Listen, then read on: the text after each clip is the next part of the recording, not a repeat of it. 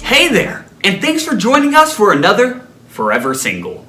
My name is JC, and I am the facilitator of this amazing video podcast, where we break down the comedy, trauma, and awkwardness of the age of Aquarius's love life. And this wouldn't be an amazing video podcast without the woman in question herself.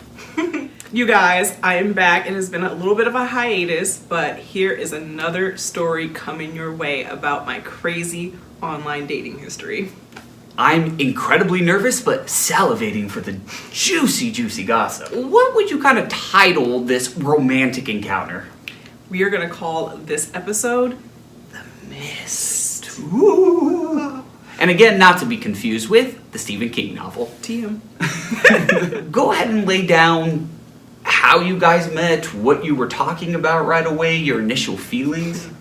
We met on a fan fave, Bumble. Woo! We started talking on there just a little bit, and we're talking about our interests, what we like to do, and I mentioned offhandedly that I like to do photography. That's a hobby of mine. And he's like, me too. And I'm like, okay, cool. And then he starts taking it immediately too far and telling me, because of the fact that we have the same general interest in one subject on Earth, that we are super compatible and I'm such a wonderful person and he can't wait to meet me. Okay. So you're talking, you're such a great person, which is like, oh, dude. And then what happened? Yeah, so then he's like, hey, you want to go out tonight? And I'm like, no. But I'm like, all right, I'm going to go. Whatever. But I thought that was pretty crazy that he was trying to spring that on me like first thing. So we're just chatting about logistics, we're getting to the bottom of it, and then all of a sudden he's like, can I have your phone number? And I'm like, no. You've been talking to him for less than a day. Less than 6 hours. And so me telling him no to giving out personal information that he doesn't need because he can communicate with me on the app that we're talking on, he turns into a pissy baby! Tantrum and everything because he doesn't get what he wants. Yep. He hit me with thumbs up emoji. Okay. And so he doesn't get what he wants, and I ignore him for a couple hours, and he comes back once he's, regulated his moods. And now he's like, I'm sorry. Like, let's still go out tonight.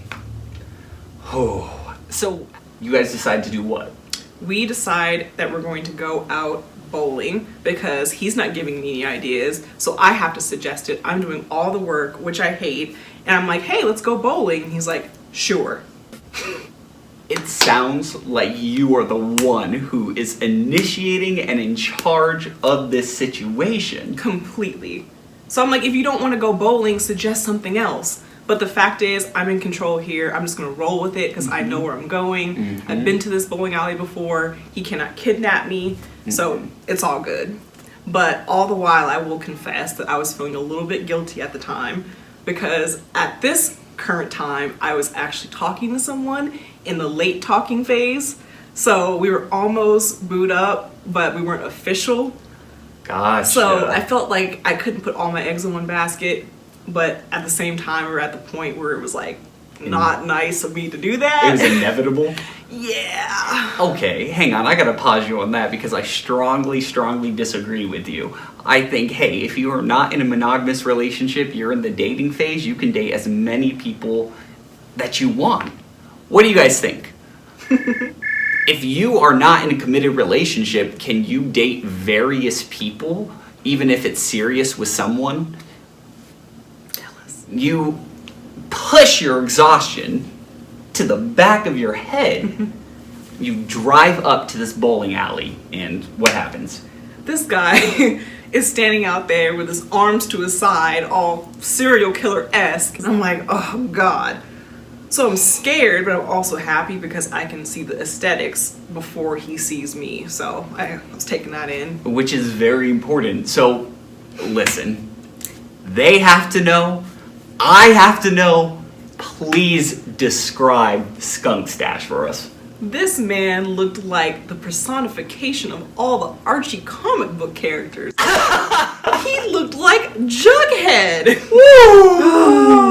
Okay, so you see this, it's adequate. So So you decide to Yes. go on the date. And in the back of my mind, I'm like, this is what I deserve. Progress. So given how things are shaking out, I'd like to do the icebreaker and go to the bar and have a beer just to, feel him out a little bit more, and then we can see what happens next. So we go up to the bar and we order our beer, and the next thing that he says to me, he turns and looks at me and goes, "How you liking the area?" I could have gone more into depth about the weather. It was such a turn off. I'm like, you're sitting here with a complete stranger. You could ask me what kind of beer I like, how my work week was, how's the area. I don't know. We have a bus system, we have trees, we have roads, there's a school nearby. I mean, what are you asking He me? hits you with this, you're automatically like, wow. And the whole time, he's sitting there completely monotone with the lank hands just cupping his beer and just like, yeah. So I'm like, okay, keep talking a little bit, get to know each other more. Starting to talk about politics. Stop. I have a very, very, very, very, very essential dating question. Okay. Do you believe that politics, exes, and religion should not be talked about on a first date? Absolutely. Ding ding. That is a no-go. I'm a very open person when it comes to conversation. I feel like it's essential to get to know someone. I'm not trying to withhold information, but that is just not conversation material for a first meeting. It just isn't. Nah. Yeah. No. Yeah, so he's going so far into it. He's bringing his roommate into it. He's talking about what they believe, who they voted for. And after everything he says, he kind of waits. I'm like, I'm not answering that. I'm not telling you who I voted for. So I'm just sitting there looking at him. I'm like, okay. Yeah, so at that point, I am just like, let's get some sort of activity going on. Okay. Let's get to the bowling. And I love bowling, so I'm ready. It's competitive, it's edgy, it's fun, romantic date material.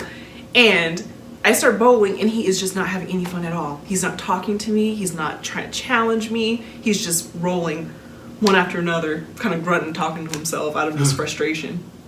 So at this point, I'm trying to get out of this. I start telling him I'm tired, I worked all week, I've gotta go, I have some other plans. It's pretty early in the night, thank God.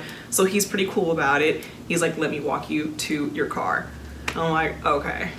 So we get outside, and just to expedite the escape, I offer him my phone number after all this, and he's like, now you're gonna give me your number? Do you want me to take it back? I can tell that he's about to go in for the lip lock. I start to check out his mouth situation, and I assess it, and there's no crust on the lips, there's no film, the teeth look clean, they look good.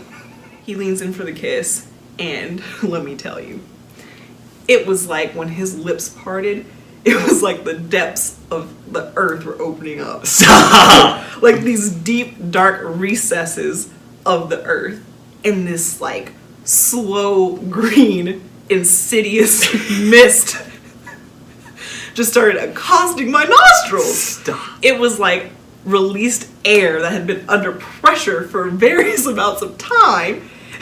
Stop. Like you're opening up a sarcophagus and it goes. Yes, it was like I saw it. It was slow and it was hot, and it was hot.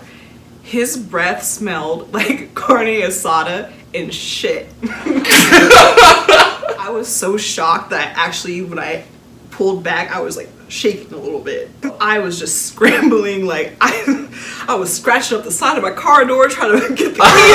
So I finally got into my car and I was like, okay, bye. Drove away fast as I could.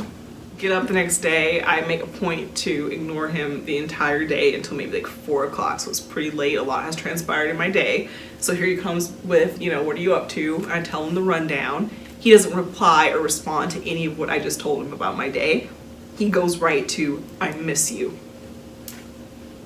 And it has not even been 24 hours since you saw him on this date. It hasn't been 24 hours since we started communicating. I was like, what the fuck? I was like, I am flattered, but I'm pretty sure you do not miss me. No. And he's like, yeah, I do. I miss you. And I was like, well, first off, you don't even know my name. He's like, yeah, I do. And I'm like, bro, I have a nickname on my profile. And I advise anyone out there, if you're online dating, put a nickname on your profile. Do not tell strangers your name. I was just like, whatever, you're weird, blah, blah, blah, end of story. And he was just like, well, peace then. And I said, peace. And then I liked my own retort. And I was very proud of myself. What? Mm-hmm. Blocked. Now that we've completely reconsidered our own oral hygiene, I would just like to say that my name is JC, and thank you so much for joining us on another Forever Single. And I'm Asia the Aquarius, baby. We'll see you next time. Bye.